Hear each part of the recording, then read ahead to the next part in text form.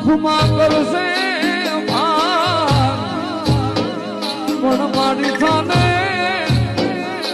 વહમી વેળાએ મારી લાભદી અરે રે મારી ગાની ના જોગીની મારી મેલડી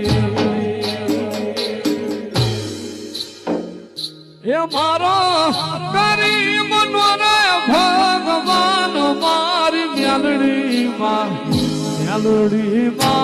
તને ખમા ખમા માડી જાજી